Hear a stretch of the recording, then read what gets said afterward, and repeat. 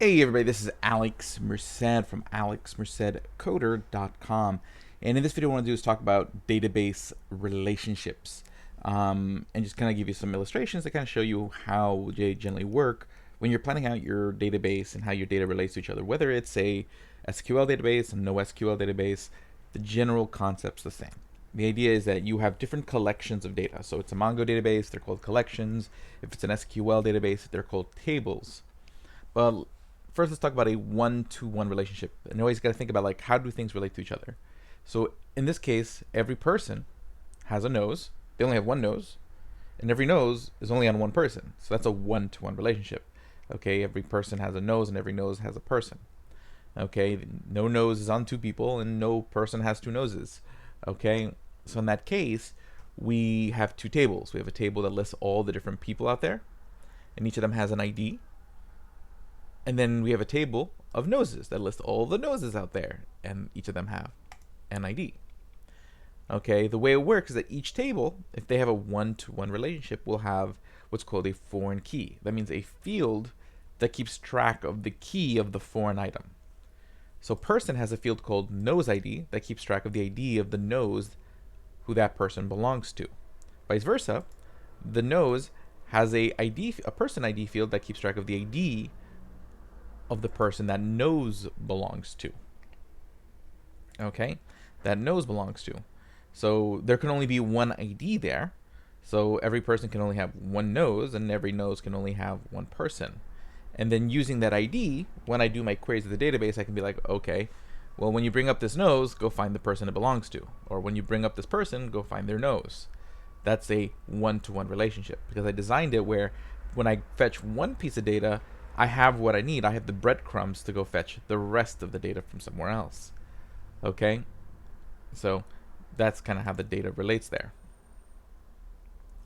Okay? Then there's a one-to-many relationship. So for example, a person can have many pets. They may have many dogs, many birds, many all sorts of different pets.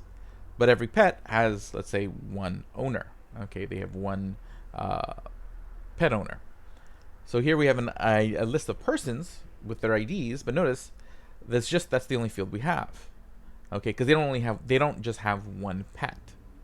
Okay, but every pet in our pet table or collection has a field called person ID to list who their person is, who's the person that owns that pet. Now, because we set it up this way, that person's ID can show up on many different pets. So what happened is I would go grab the person's ID, then query the pets table to see all the pets that they have. So one person can be the owner of many pets. Okay, so a person has many pets, but every pet belongs to a person.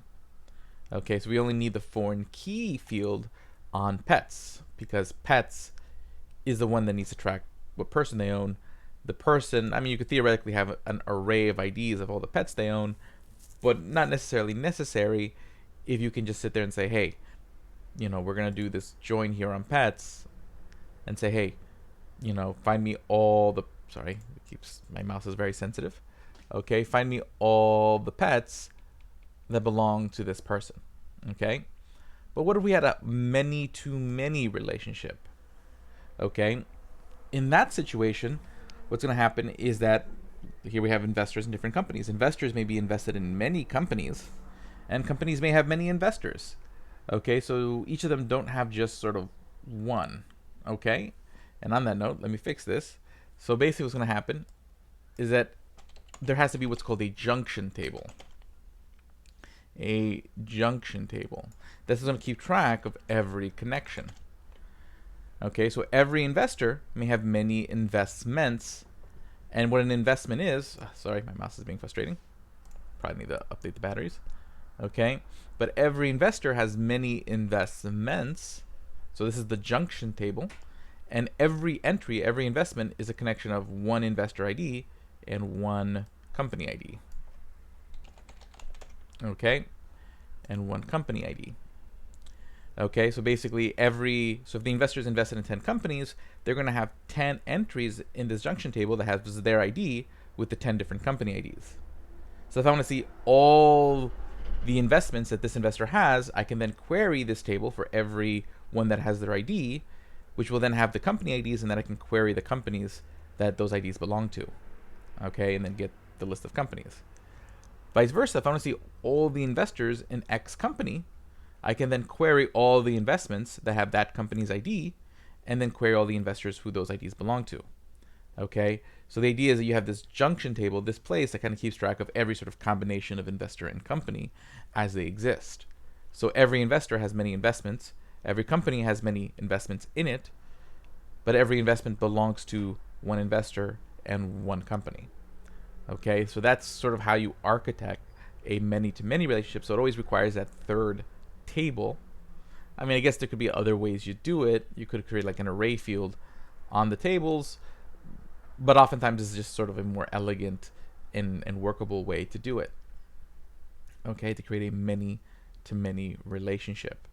Okay, versus creating, sort of like an array field, which can be sort of hard to manage.